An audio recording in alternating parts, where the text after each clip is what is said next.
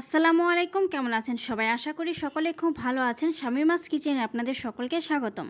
ঈদের দিন তো মিষ্টি মুখ করতে আমরা সবাই খুব পছন্দ করি, আর সেই মিষ্টি যদি হয় একটু ভিন্ন রকম। প্রায় সবার ঘরেই কিন্তু সেমাইটা রান্না করা হয়, আর এই ঈদে যদি সেমাইয়ের সাথে এরকম একটা ফিরনি রান্না করেন তাহলে তো ঈদ একদম জমে যাবে। আর বিয়ে বাড়িতে খাওয়া দাওয়ার পর বাবুর্চির হাতে সেরা যে ফিরনিটা সার্ভ করা হয়, আজকে সেই রেসিপিটাই আপনাদের সাথে শেয়ার করব। একদম সহজ করে আজকে রেসিপিটি দেখানোর চেষ্টা করেছি। আশা করি সকলেরই খুব ভালো লাগবে। আপনার হাতের কাছে থাকা উপকরণ দিয়েই কিন্তু আপনি ফিরনিটা রান্না করে নিতে পারবেন যদি আমার ফুল রেসিপিটি আপনি ফলো করেন। আপনার ফিরনি হবে একদম সেরা স্বাদের বাবুর্চির মতো। তবে চলুন ঝটপট করে ফিরনির রেসিপিটি দেখে আসি। ফিরনিটা রান্না করার জন্য এখানে আমি হাফ কাপ চিনি গুঁড়া চাল নিয়েছি। চাইলে আপনারা বাসমতি চাল দিয়েও রান্না করে নিতে পারেন। এখন এই চাউলটাকে আমি ধুয়ে 30 মিনিট ভিজিয়ে রাখবো। চুলায় একটা কড়াই বসিয়ে দিয়েছে। এখন এইখানে দিয়ে দিয়েছি আমি 1 লিটার দুধ। এটা কিন্তু একদম খাঁটি গরুর দুধ। এই খাঁটি গরুর দুধ দিয়ে কিন্তু ফিরনি বা পায়েস যাই আপনি রান্না করেন না কেন সেটা কিন্তু খুবই মজার হয়। ফ্লেভারের জন্য দিয়ে দিচ্ছি 2টা তেজপাতা, 2 টুকরো দারচিনি, 2 টুকরো এলাচ।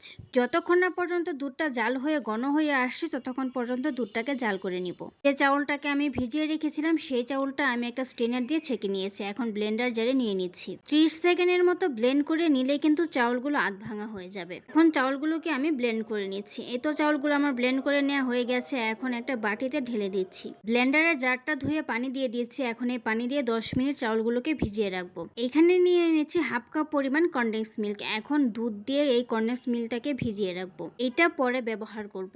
এইদিকে কিন্তু দুধটা জাল করতে করতে অনেকটা ঘন হয়ে এসেছে। দেখতে পাচ্ছেন দুধের কালারটা কত সুন্দর লাল হয়ে গেছে। উপরে কিন্তু সরও পড়ে গিয়েছে। এখন এইখানে আমি আমার পছন্দ অনুযায়ী বাদাম দিয়ে দিচ্ছি। এখানে আমি চীনা বাদাম আর পেস্তা বাদাম ইউজ করেছি। আপনারা আপনাদের পছন্দ অনুযায়ী যে কোনো বাদামই কিন্তু এখানে ইউজ করতে পারেন।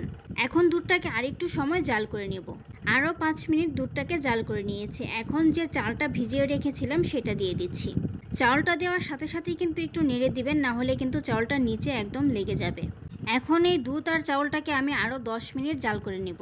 এদিকে চালটা ফুটতে থাক, ওইদিকে আমি একটা মিশ্রণ তৈরি করে নিচ্ছি। দুধের ভেতর যে কনডেন্স মিল্কটা আমি ভিজিয়ে রেখেছিলাম সেটার ভিতরে আরও দিয়ে দিয়েছি হাফ কাপ পরিমাণ গুঁড়া দুধ।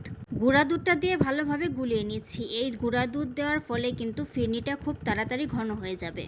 চাউলটাকে আমি 10 মিনিট ফুটিয়ে নিয়েছি। 10 মিনিট ফুটিয়ে নেওয়ার পরে কিন্তু চাউলটা সিদ্ধ হয়ে গেছে। 1/4 চা চামচ লবণ দিয়ে দিচ্ছি, এতে করে মিষ্টিটা পারফেক্ট হবে।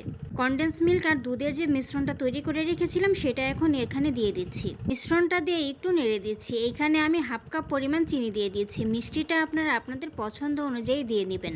চিনিটা দিয়েও একটু নেড়ে চেড়ে মিশিয়ে নিচ্ছি। কয়েকটা কিশমিশ এখানে দিয়ে দিচ্ছি, এতে করে কিন্তু খুব সুন্দর একটা ফ্লেভার আসবে এবং টেস্টও আসবে।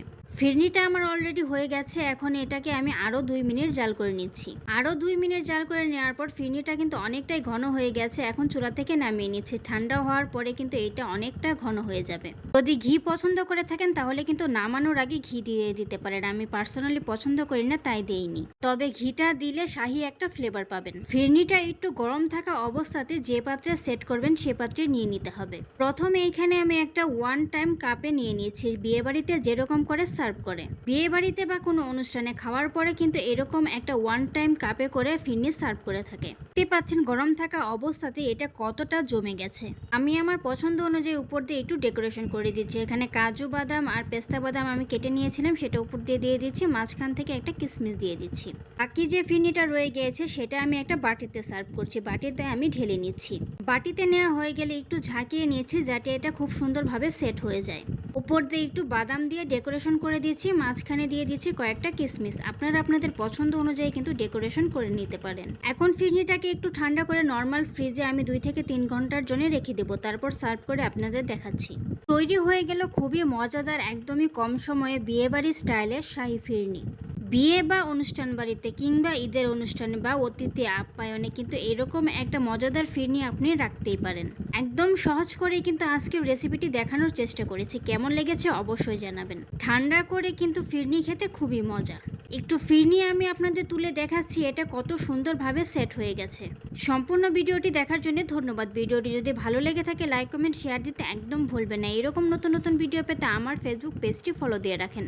যদি ইউটিউব থেকে দেখে থাকেন তাহলে চ্যানেলটি সাবস্ক্রাইব করে পাশে থাকা বেল আইকনটি অন করে দিন। ধন্যবাদ।